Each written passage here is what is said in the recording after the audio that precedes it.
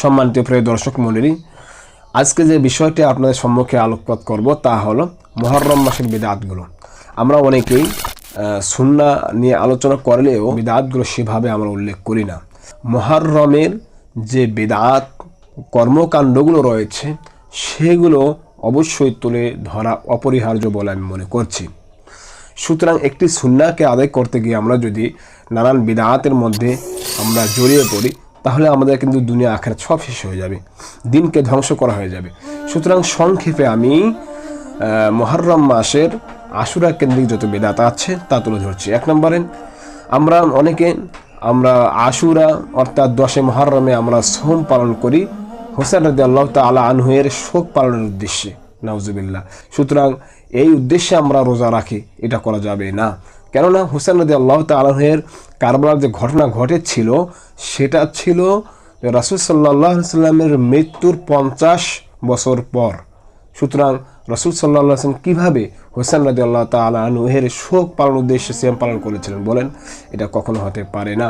রাসূল সাল্লাল্লাহু আলাইহি সাল্লাম মুহররমের 10 তারিখে তিনি সোম পালন করেছিলেন যে আল্লাহ সুবহানাহু ওয়া তাআলা ফিরাউনকে অত্যাচারের শাসককে ডুবে মেরেছিলেন, তারই শুকরিয়া স্বরূপ আল্লাহ রাসূল সাল্লাল্লাহু আলাইহি ওয়াসাল্লাম সোম পালন করেছিলেন। তিনি 2টি সোম রাখার নির্দেশ বা নিয়ত করেছিলেন আগামী বছর বলে যে অনুমোদন দিয়েছিলেন। এটার উদ্দেশ্য ছিল এটাই যে ইহুদিদের বিরোধিতা করতে পারেন এজন্য।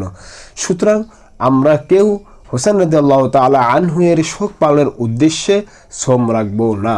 আর আমরা সবাই জানি যে একজন মানুষ মৃত্যুবরণ করলে তার শোক পালন করতে হয় মাত্র 3 দিন। সুতরাং 3 দিনের বেশি তো শোক পালন করার কোনো প্রশ্নই আসে না। এটা সুন্নাহ পরিপন্থী কাজ। কেউ আমরা হুসাইন রাদিয়াল্লাহু তাআলা আনহু এর শোক পালনের উদ্দেশ্যে সোম পালন করব না। কারণ যদি আমরা পালন করি তাহলে হবে এটা একটা বিদআহ, নব আবিষ্কৃত একটি ইবাদত যা ইসলামে সরাসরি নিষিদ্ধ করা হয়েছে। 2 নম্বর হলো 10 মুহররমকে আনন্দে উৎসবে পরিণত করা। আমরা হুসাইন রাদিয়াল্লাহু তাআলা আনহু এর শোক পালনের উদ্দেশ্যে যেমন আমরা শোক পালন করি, এই শোকের বিরোধিতা করতে গিয়ে আমরা বেশি আনন্দ উল্লাস করে ফেলি। এটা হলো সুন্নাহ বহির্ভূত কাজ। আমরা কখনোই বিদআতকে বিদআত দিয়ে কখনোই আমরা সেটাকে প্রতিহত করতে পারবো না। মিথ্যাকে মিথ্যা দিয়ে কখনো প্রতিহত করা যায় না। সুতরাং আমাদের উচিত হলো কোরআন এবং সুন্নাহ যেভাবে আমাদেরকে নির্দেশ দিয়েছেন, রাসূল সাল্লাল্লাহু আলাইহি সাল্লাম যেভাবে করেছেন, বলেছেন, অনুমোদন দিয়েছেন, তার সাহাবীরা যেভাবে করেছেন, আমল করেছেন, ব্যাখ্যা করেছেন, সেভাবে আমাদেরকে তার মধ্যে সীমাবদ্ধ থাকা উচিত। নিজের মন মতো আনন্দ উল্লাস করে আমরা সেই শোকের আমরা বিরোধিতা করতে পারি না। এটাও একটি নব আবিষ্কৃত বিদআত। 3 নম্বর হলো তাজিয়া। তাজিয়া অর্থ হলো বিপদে সান্ত্বনা দেওয়া। সুতরাং তাজিয়া এটাও শোক পালনের উদ্দেশ্যেই হুসাইন রাদিয়াল্লাহু তাআলা আনহু এর শোক পালনের উদ্দেশ্যে একটি মিছিল করা।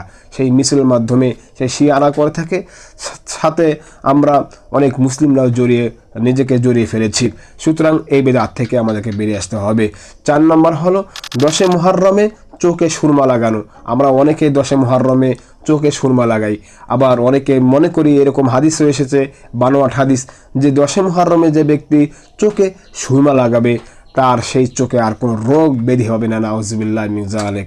এটা টাটকা জাল হাদিস। সুতরাং 10 মুহররমে চোখে সুরমা লাগানো এটা একটি নব আবিষ্কৃত একটি বিদআহমূলক কাজ, এটা করা যাবে না। 5 নম্বর হলো 10 মুহররমে বিশেষ ফজিলতের আশায় বিশেষ পদ্ধতিতে সালাত আদায় করা।